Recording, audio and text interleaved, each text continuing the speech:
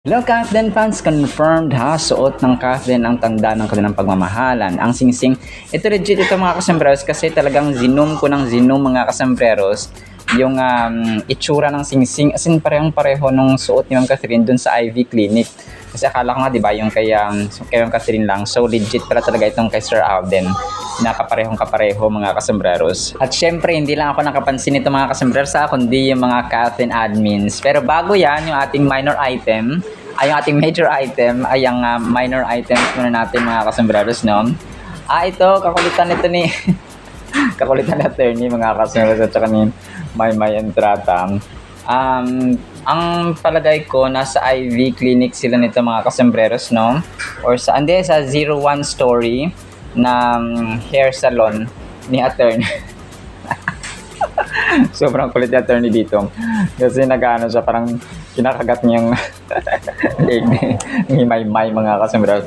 So mag-best friend talaga ang dalawang ito. So knowing Maymay na talagang kalog-kalog din to at saka tinutukso niya parati ang cat din dati. So baka si Maymay din ay part din siya ng o sa 01 Story din siya nagpapa-trim or nagpapa-cut ng kanyang buhok mga kasambreros. So pero ito medyo throwback lang mga kasambreros ha. Sina Maymay naalala ko talaga dati yung sa ASAP nila na nag-guesting ang Kathleen. Sabi ni Maymay, kiss! Kasi sobrang lapit na nung slow-mo nga nasayaw ng Kathleen mga kasambreros, no? Sa performance nila during promo ng Hello Love Again. So and then syempre Hello Love Goodbye, ang daming mga subok na rin ang friendship ni na Maymay Entrata at saka niya Kath mga kasambreros. Sabi ni Kath, Maymay! Parang yung kapatid na sumasaway sa kanyang nakabatang kapatid, no? Parang ganito yung turingan ng mag-best friend nito mga kasambreros. So subok na rin ang panahon at pagkakataon mga kasambreros ang relationship ng ni Maymay Entrata at saka ni Catherine na mag-best friend talaga sila mga kasambreros. Tapos ito, next item natin mga kasambreros, sobrang lit nito, no? Sobrang kumagapa legit mga kasambreros. Ito yung time na si Alden, parang invited yata sila ni Sir Ben Chan ng bench nga mga kasambreros, tapos sina Kylie Chari. Alam ko dito rin sila Piolo Pascual eh. Ito yung time na sila ng sikat na brand din Japanese si Mihora Ayoshiro. So something like that si Miho Rahoshiro So siya, sikat na Japanese entrepreneur, tapos mga clothing brands, no, yung mga damit mga ang kanilang binebenta, mga sapatos, no, mga kasambreros, pero mostly sapatos, no, sikat na Japanese brand ng sapatos mga kasambreros. So kasama niya dito sina Team Yap, no, sobrang tangkad ng mga kasama niya, of course ito si Kylie Chari, no, na close din po kay Ma'am Catherine mga kasambreros. So mga sapatos yung kanilang minomodel dito mga kasambreros. Sobrang sikat nito si Miho Rayo Sahiro.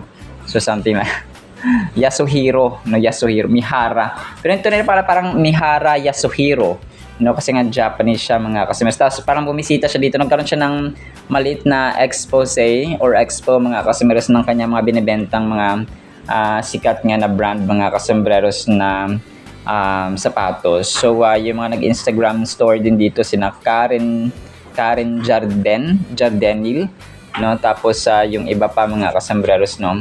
So dito natin makita na yung tulay din ng Kathleen na si Kyle Itchari, no, ay close din sina Alden at saka si Kyle mga kasus, of course na close din kay Ma'am Catherine mga kasambreros. So yon, talagang grabe, no, ang tatangkad na mga kasama niya, no. Siyempre si Kyle parang 6 footer ito si Kyle 6'1 yata yung height or 6 feet yata yung height ni Kyle mga kasambreros. So this was Assembly Philippines pala yung tawag ng kanilang event dito mga kas. Pero medyo medyo throwback na to mga kasembreros. And then ito, hindi ko matandaan kung anong event to, pero magkakasama dito sina Ma'am Tracy Garcia, si Mama Ten, at saka si RV Matibag mga kasasin. Of course, andito rin si Alden Richards mga kasembreros. Yung naka-black si Ma'am Tracy, alam ko parang campaign nila ito ng paggawa ng endorsement shoot ng bench, no? Bench campaign mga kasembreros sa studio ni Ma'am Catherine mga kasembreros. So Ma'am Catherine or sa Studio 24C. So dito mas malinaw na siya mga kasembreros na ito po ay Studio 24C mga kasembreros. So nakatag pa nga dito si Laysam, si Juan Sarte, Nelson Corpus or Nelson Cruz, Studio 24C, nakatag din po Melville C, si Maita Baelio. So matagal na pala itong kasama, no, sa glam team ni Alden yata ito. Shark Tanael, Alvin N, Justin Concepcion, Zia de la Rosa. So ito yata yung part ng kanilang glam team ng ng 24C, Studio 24C ni Alden mga kasembreros, no, kasi si Ma'am Catherine may part din siya, o may glam team din si Ma'am Catherine. So pero yung ibang kuha kasi dito parang sa studio ni Phenomenal Box Office Cinema Queen mga kasembreros, no, na yun nga, may sariling studio si Ma'am Catherine na ginagawan din ng event at saka shooting, no, ni attorney mga kasembreros. So pero ay ito po ay medyo throwback din po siya mga kasembreros. Ito yung time na wait, kasi bihira ko kinakat kasi ng mostly ng admins itong picture na ito mga kasembreros. Kasama pala dito si si Robby at saka si Mikey Pineda mga kasembreros nung time na nasa Stardust sila. During pa ito ng so close pala talaga, no, maging si Mikey Pineda mga kasembreros at saka si Robby Domingo, given yun si Robby Domingo, yung nagulat ako dito yung close din pala sila at nagkasama na ang Kathleen sa kasama or nagkakilalan sila ni Mikey Pineda na asawa ni Robby Domingo mga kasembreros.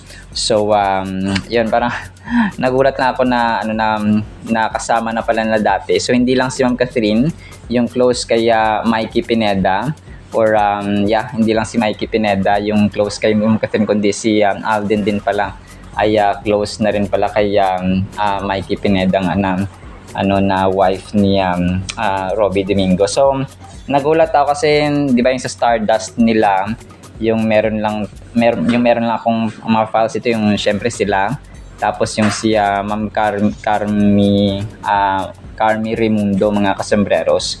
So yun po, no, talagang nakakatuwa lang kasi close na rin sila mga kasembreros.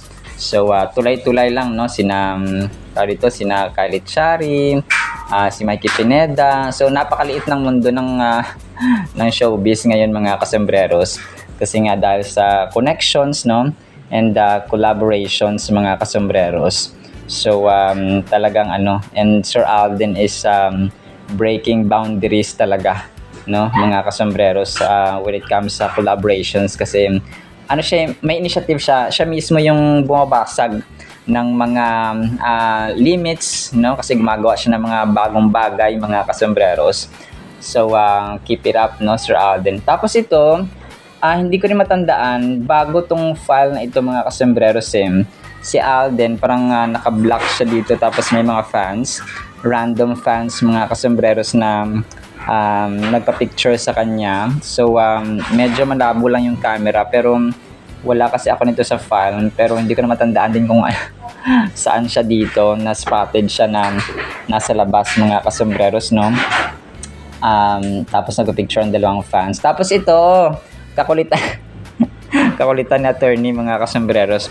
So nasa interview siya, tapos sabay palabas ng kanyang parang nagpakulit-kulitan si attorney mga kasembreros. Nagpalabas ng kanyang dila saglit habang nasa interview. Paano yung dila ka? So parang di ba, parang random lang bigla. Parang hindi mo isipin na seryoso yung lahat. Tapos Tapos siya, parang, sabi nga, sabi parang bata, mga kasombreros, no? So, medyo matagal na rin to. Parang ito yata yung time na paalis na siya papuntang Canada, mga kasombreros. But, correct me if I'm wrong, no? Tapos, in-interview siya dito ng TV Patrol. And then, of course, ng ABS-CBN, mga kasombreros.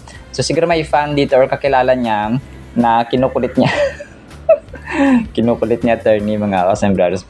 Paano yung dila, no? Sabi dito sa caption, mga kasombreros. So talagang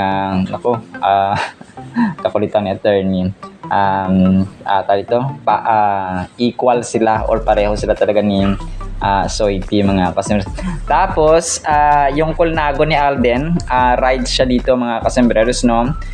Yung white ito na kulnago, na ito nga yung dinala niya ngayon sa Davao, na magkakaroon sila ng tao dito ng triathlon. Ano sila? Celebrity relay. So yun po yung kanyang kompleto. Parang sila yung representatives ng celebrity relay, mga kasombreros, doon sa gaganaping triathlon, mga kasombreros. So yun. Pero ito pong pagbibisikleta ni Alden, na may kasamang parang fan yata ito or kaibigan na nakasabay sila, mga kasombreros, ay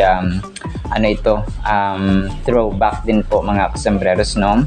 So habang si Alden ay busy sa sa kanyang triathlon event, or else nasa shooting siya ngayon ng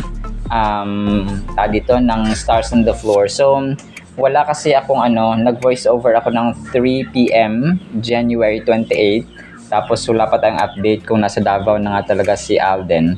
Kasi nga wala siyang clue, walang picture or video na pinost si Soiti, mga kasombreros. So kung meron ay i-update ko rin po kayo, no? As expected or as usual, mga kasombreros. Tapos ito, si Will Ashley, nung in-interview siya ni Aiko Melendez at saka ni Boy Abunda, talagang consistent siya, no? Kahit doon sa KMJS nga yata, wala siyang ibang hinahangaan. Simula daw pumasok siya sa showbiz, mga kasombreros, ay si Alden Richards lang talaga. Kuya Alden, sabi niya gano'n. Sabi ni Aiko, parang hawig ka sa kay Alden, sabi niya gano'n.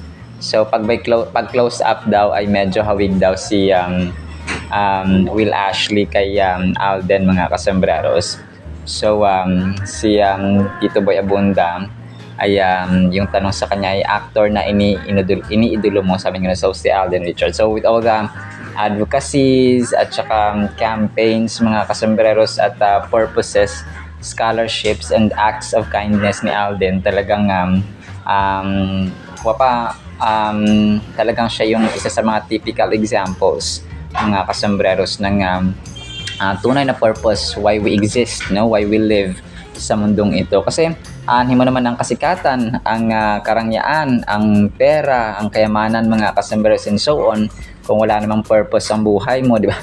So kung walang Diyos sa buhay natin, useless po ang lahat, mga kasombreros. Kung kaya talagang tayo po ay mabuhay, at dapat mabuhay, mga kasombreros, na may purpose habang tayo po ay nasa mundong ibabaw. Kasi sabi nga ni Sir Alden, minsan lang tayo mabuhay sa ating edad na ito. So kung kaya gawin natin yung the best, gawin natin yung tama, gawin natin na may pananampalataya, mga kasombreros, sa Panginoon. Kasi aanhin naman ng pera kung walang Diyos sa buhay natin, ay useless ang lahat. Kahit na maangkin man natin ang mundong ito, kung wala ang Diyos sa ating buhay ay wala rin, mga kasombreros. Tapos ito, recall tayo, mga kasombreros, ito yung time na nagpa-black screening si Soiti sa pelikula ni na Kim Chiu at saka ni Paolo Avellino, mga kasombreros. So talagang ito yung sabi natin na si Alden may initiative, iba yung initiative kasi ni Alden, mga kasombreros, kung gusto niya na alam niyang tama, at saka for the welfare, no, or for the benefit of many, especially ng networks, no, ng mga, kasi alam niyo po, kunwari, no, si Alden talagang nag-ano siya, tumutulong. So yung kasi kapag the more, 'di ba, the more the merrier, the more the people na mag-promote ng pelikula ng isang artista, no, ay talagang mas marami ang manonood, mga kasembreros. So dito ay yung Kim Pao, mga kasembreros. Nakalimutan ko yung movie nila. Hindi na ako nakapag-search kasi sobrang bagal ng aking laptop, mga kasembreros. So nakalimutan ko yung movie. Last year lang to, mga kasembreros, na nagpa-black screening si Soiti sa Kim Pao. Ang kulit ni Paolo Avellino, meron pa siyang tinapay na dala-dala dito. So nagka-developan din ang dalawang to. Ito yung sasabi natin na kapag may mga projects ang tandem or yung mag-partner, mga customers on screen, talagang hindi malabo at saka hindi malayo na, or 95% talaga na nagkaka-developan sila, especially like pagparati sila sa serye, sa pelikula, no? So talagang nagkaka-developan sila, mga customers. Si Daniel Padilla, Kyla Estrada, di ba? Janine Gutierrez, Jericho Rosales, sina Gabi dati, Gabi Concepcion, parang pag pinag-tandem sila, yung Franceth, no, yung JM Fiang, din natin alam ko na yung scoring nila ngayon, mga kasembreros. Pero dito may tinapay pa si Paolo Avellino, ang kulit na. Bisaya din si Kim Chu, no? Proud Bisaya si Kim Chu. Bisaya na Chinese, no, mga kasembreros. So maaga yatang namatay yung mama, no, ni Kim Chu, mga kasembreros. So pero yun, talagang A-lister din ito si Ma'am Kim Chu, mga kasembreros, kasi nga ano rin siya, yung mga movie nila blockbuster din, kumikita rin, mga kasembreros. Tapos maraming projects si Kim Chu or ang Kim Pao, kung kaya kasama sila sa A-listers ng Kapamilya Channel, mga kasembreros. Pero yun, talagang hindi lang nila malalagpasin. Blockbuster sila, yes. Maging ang Don Bell, no? Yun pala, Don Bell, no? Blockbuster sila, yung Josh Lia, mga blockbuster yung kanilang mga pelikula, pero hindi sila hindi nila mauungusan or hindi nila mapapantayan, mga kasembreros, ang Kath din. Kasi sa laki ng kanila ng income, mga kasembreros, ay talagang hindi basta, no, hindi nila mapapantayan. Pero yun, malaki rin naman ang income nila, mga kasembreros, no, ng mga love teams or tandems na ating nabanggit, mga kasembreros. So speaking of Kim Pao at saka Kath din, so pinagtabi dito ng isang fan, yung Kath din ay emoji na may heart na may nakayakap, tapos yung ang Kim Pao naman ay heart, mga kasembreros, no. So pareho silang lavables, no, mga kasembreros and mga Kathinatics. So it's just a matter of names and different people, mga kasembreros. So yun po, no. And then ito, sige, main item tayo, mga kasembreros. So grabe, Mark Prin. Okay? Ang una nakapagbigay sa akin ng idea kagabi, si Mark Prin, no. Nag-post na naman siya sa kanyang Instagram, sa kanyang TikTok, na definitely, no, legit confirm, mga kasembreros, na parehong-pareho, no, yung itsura, mga kasembreros. So hindi man siya engagement ring, hindi man siya ibang ring dyan, mga kasembreros, pero it's parang health ring siya, pero magkamukha, mga kasembreros. Talagang zinom ko, kung nakita niyo sa thumbnail, mga kasembreros, ay kapareho talaga sila. So parehong nasa kanan na kamay, mga kasembreros, no, binigay or nilagay ng Catherine. Kay Ma'am Catherine nasa kanan din, tapos yung kay Alden ay kanan din po, mga kasembreros. So kay Alden ay sa lang siya, no, sa dito pangalawa sa pinakamaliit na daliri, tapos kay Ma'am Catherine naman ay nasa middle finger, mga kasembreros. So you know, talagang sabi, nakakatuwa yung caption dito ni Mark Prince. Sabi niya, ito ang tunay, hindi yung puro imagination.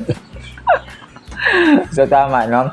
Ito yung tunay talaga na. Kasi wala na iba nakasama si sa project, sa pelikula, wala na iba nakasama si Catherine, mga kasembreros. So si Alden lang. Hindi rin never naman sila kasama ni Mayor Mark Alcala, no? So only Alden has the right, and only him alone. Leave him alone, leave them alone, no? Leave Kath then alone. So ganoon. So marami ang nakapansin actually dito. So dito. So sabi ko na nga ba, hindi lang si Catherine, may mga ebidensya talagang lumalabas, no? Talagang hindi maitatago, mga kasembreros, kahit na anong pilit na itago ay lumalabas talaga mga kasembreros, no? Parang bagoong takpan man ay talagang maalingasaw ang amoy mga kasembreros. Pero sa kanila ay positive mga kasembreros at saka mabango yung amoy of course no na lumalabas mga kasembreros. And syempre 4 minutes ago natutuwa ako this comment ni kasembrerong Raquel no. Shout out Kasembrerong Raquel. Kasembrerong Dennis, napansin mo ba ang suot na singsing ni Alden? Dyan sa pag-check niya ng bahay niya, tsaka yung suot na singsing ni Catherine sa Ivy Clinic visit niya. Palagay mo ba promise ring o engagement ring siya? Ang dami na nakakamiss sa Catherine. So, yun, it's either pwedeng promise ring din pala siya, no? Or pwedeng yung health ring lang. Kasi sabi rin ni kasembrerong Arlene home Tajum, so parang health ring siya mga kasembreros no. And pwede rin hindi siya engagement kasi pag engagement ring alam ko mas siguro diamante no, syempre mamahalin 'yon kasembrerong rock kung engagement ring na siya. So pero ito pwedeng promise ring or health ring, so dalawang bagay lang ito mga kasembreros no, yung pagtingin ko dito sa dito sa singsing ng cat din mga kasembreros. So, di ba? Tama si Mark Prin, no? Dito, wag tayo sa puro imagination lang. Kung kaya tayo po ay Team Panatag mga kasembreros and mga katinatics. Tapos, ito, pangalawa yata sa, sige. Pangalawa sa ating last item mga kasembreros, no?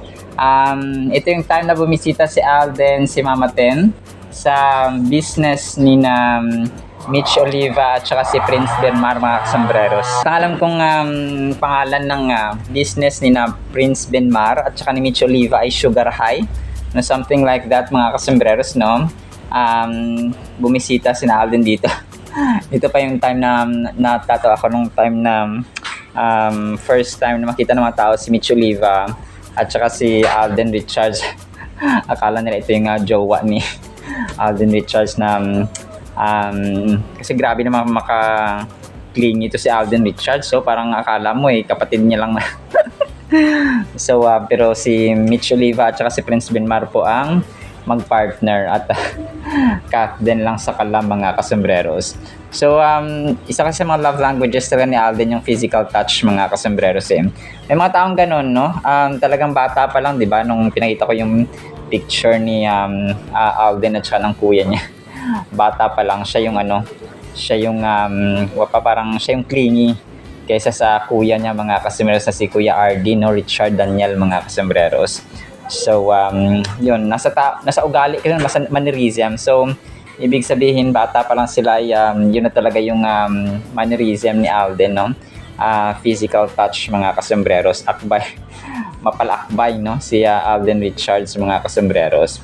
So pero yun, talagang may mga taong ganun mga kasembreros and mga katinatics So kung kaya minsan kahit dito ay napagkakamalan na girlfriend or nililigawan mga kasembreros na kahit hindi naman. So yun po no. So talagang love language or nakasanayan na talaga ni Alden yan mga kasembreros. Tapos ito alam ko Pepsi ito na pangalan ko kasi dito Sting yung kanilang ginawa na endorsement. Parang ito yata yung pinakaunang isa sa pinakaunang ginawa ng Kath then na pagkikita pala mga customers na hindi endorsement kasi si Kath ang endorser talaga ng Pepsi. So si Alden dito ay naka parang red no, dark red. Alanganin sa maroon yung kanyang jacket or kanyang long sleeve mga customers, tapos si Kath naka blue. So parang dito ay posted ito niya Coolizai TV no, tapos dito ay parang instructional. Parang starstruck si Alden kay Kath mga kasembreros ini-instructionan ni ni Kath mga kasembreros si Alden. So parang dito nagsimula yung kulitan din ng dalawa mga kasembreros. Isa ito sa mga unang tagpo ng Kath din mga kasembreros. So maliban pero yung pinakauna talaga nila na endorsement video as Kath then tandem mga kasembreros ay walang iba kundi yung Magnolia Ice Cream mga kasembreros. So yun no, narinig ko sa kanilang interview mga kasembreros. So dito ay parang team ni Alden at saka team ni Kath no, yung nagsama-sama mga kasembreros in one frame. So hindi talaga official Pepsi endorsement video yung ginawa nila dito. Parang meeting lang mga kasembreros, no? Kasi si Alden Sting, tapos si Kath naman ay of course ang Pepsi endorser mga kasembreros. So pero yun, no, talagang na-recall ko lang yung kulitan din ng itong mga kasembreros dito sa tagpong ito. So actually yun lamang, no, sa ating Kathleen items. Sana po ipangin po natin ang Word of God. Wala ba akong i-play dito? Try kong play itong kay Will Ashley mga kasembreros para marinig niya yung admiration niya kay kuya niya RJ or kuya niya Alden mga kasembreros. So tapos of course ay pakinggan natin ang napakagandang salita po ng Panginoon na sobrang the best, no, yung Word of God mga kasembreros na pagkain po ng ating kaluluwa. So isang pinagpalang araw po sa ating lahat, and team panatag po tayo. Male actor. Simula nang pumasok ko sa showbiz, si Kuya Alden. Si Kuya Alden. Parang may hawig ka sa kanya. Sinasabi niya rin po. Ngayon nakikita kita, naka-close. Yung smile mo, pa yung ganyan nga. Parang you can play the little Alden. Alden. Parang Mobile. Aktor na iniidolo mo. Alden Richards. Napakaganda po nating Word of God mga kasembreros. Ang title natin ay Mula Peke to Tunay na Diyos. 1 Thessalonians chapter 1 verses 9 to 10. For they themselves declare concerning us what manner of entry we have to you, and how you turned to God from idols to serve the living and true God. No, ito tunay siya na Diyos mga kasembreros. And to wait for His Son from heaven, whom He raised from the dead, even Jesus, who delivers us from the wrath to come. Napakaganda mga kasembreros, no? So mula peke, no, hindi tunay na Diyos mga kasembreros, mga Diyos-Diyosan, ay naglingkod, no, or sinamba nila ang tunay na Diyos mga kasembreros. Sa ating buhay, may mga times na naglilingkod tayo sa mga Diyos, no? Kunwari yung mga santo-santo, yung mga Diyos-Diyosan. So sila po ay mga gawa sa kahoy, gawa sa metal, gawa sa ginto. Kahit nagawa pa yan sa ginto, or kahit nagawa pa yan sa diamond, or gawa sa pilak mga kasembreros, or gawa sa tanso, kung hindi po sila, naalala natin yung sa time niya, no, ni Nebuchadnezzar, no, sa time ni Daniel mga kasembreros sa Biblia, ni Propetang Daniel, na nagpagawa pa siya ng gintong ribulto, no, na para ang mga tao ay sumamba, lumuhod at doon manalangin mga kasembreros, na kung hindi doon mananalangin ay itatapon sa naglalagablab na apoy mga kasembreros. So ang kwento na Shadrach, Meshach at Abednego mga kasembreros ay nagsilbing kung mapapatunay na hindi dapat tayo sumasamba sa mga Diyos-Diyosan. And of course, no, sa 10 utos, yun po yung pinakaunang utos, no, huwag ka magkakaroon ng ibang Diyos maliban sa akin, no. Huwag kang gumawa ng mga imahe sa lupa, sa langit, sa hangin, mga kasempapawid ng kumapa ng mga imahe ng hayop or so on mga kasembreros na sasambahin at luluhuran mo at gagawin mong Diyos, no? So malinaw na malinaw po yun mga kasembreros. The message in 1 Thessalonians chapter 1 verses 9 through 10 is clear and powerful. The verse speaks to a transformation of the heart, kay pagbabago ng puso mga kasembreros, and redirection of one's focus and allegiance. It highlights the journey of individuals who have chosen to turn away from the worship of idols, things that consume our time, attention, and devotion, but ultimately hold no real power or eternal value. So, yung mga idols po, hindi lamang po siya yung mga imahe na nabanggit natin, mga santo-santo, mga anito-anito, pero ito yung mga bagay na nagko-consume. Yung pinaglalaanan natin ng mahabang oras sa ating pang-araw-araw na buhay mga kasembreros. Let's say social media, na po pwede siya maging idols na para maging Diyos-Diyosan natin. Yung ating asawa, for example, no, lang tayo yung ating jowa, for example, no, doon na nakafocus yung ating attention sa ating jowa araw-araw, or parang sa lahat ng oras at pagkakataon sa pang-araw-araw nating buhay. Nagko-consume ka ng 18 hours, 20 hours sa jowa mo mga kasi call, ganun. Trabaho, okay? Ang trabaho po ay good thing, mabuti po ito kasi blessing sa Panginoon. Pero kapag dito na nakafocus ang ating atensyon, nagiging Diyos-Diyosan din natin ang trabaho.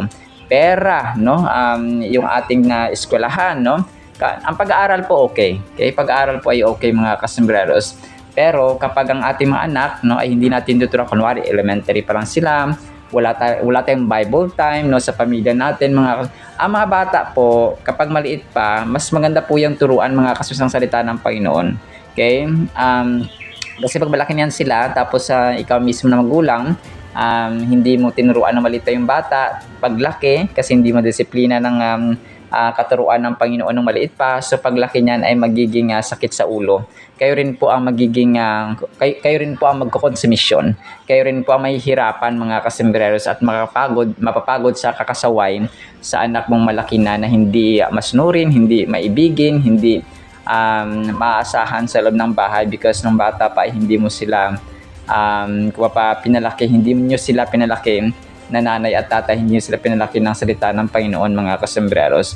So anything, cellphone for example, kahit ano mga kasembreros no, na mabubuting bagay, kapag ito lang yung umuubos ng oras natin sa araw-araw, ay kumapag ang good things nagiging bad things kapag wala na ang Diyos sa ating buhay. So ito na yung mapawala silang eternal value.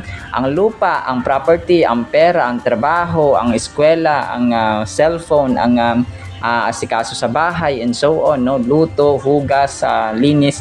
So lahat ito may may value sila sa ating buhay mga kasama. Pero wala silang eternal value. Kailangan tapusin natin yung ating mga gawain sa bahay, gawain sa trabaho and so on, pero dapat meron tayong time sa pagbibiblia. So ito yung tinatawag natin na balanced life mga kasembres, at ito ang gusto ng ating Panginoon. Magkaroon tayo ng balanced life, hindi puro trabaho, hindi puro gala, hindi puro kung ano man dyan na gawain natin or activities araw-araw. Instead, they have chosen to serve the living God. So ito dapat ang gusto ng Panginoon, no? Kagaya ng mga example sa taga Thessalonica mga kasembreros, no, or Thessalonia, na ang mga tao ay from worshiping idols to worshiping the true living God, ang totoong Diyos mga kasembreros, the one true God and almighty creator of the universe. This shift signifies a profound change in priorities. Okay, priorities lang ito mga kasembreros sa buhay natin. Beliefs and actions as they now align themselves with the divine will and purpose. Important questions about our own lives confront us as we reflect on these verses. What idols have we unknowingly allowed to take precedence in our hearts and minds? So, ano yung mga bagay? Okay? Ano yung mga bagay mga kasembreros na umaagaw at umuubos ng ating oras sa araw-araw? Okay? May at B yung na-mention natin kanina mga kasembreros, no? Lalo na kapag teacher ka talaga, no, na kahit sa loob ng kahit sa bahay ka, kunwari magtatrabaho ka, di ba, sa eskwelahan, kapag teacher ka or kapag guro ka, pagdating mo sa bahay, marami ka pa rin gagawin kasi mga test papers for example, yung mga lesson plan for example, yung mga. So ngayon parang napapadali na ng technology or ng computerized or digital era mga kasembreros, kasi may mga pamamaraan na pwedeng mas mapadali. So yun din yung iniisip ko, no, na mapadali yung mga kunwari yung mga calculations ng grades, yung pag-input ng mga ano. So ngayon parang mas okay na kasi yung mga grades for example sa laptop na lang, no, diretso sa Excel. Pagkalagay ng grade ni sir ni ma'am sa mga estudyante sa Excel, automatic na may result. Para may equals na ba? No, ganun siya. May formula kasi yun mga kasama sa Excel, no? Na kung saan ay automatic na nagko-compute ang grades. So mas okay na yung ganun kasi dati talaga mano-mano, no, calculator, talagang isusulat pa sa ballpen. So ngayon parang ganun yung ginagawa ng mga teachers.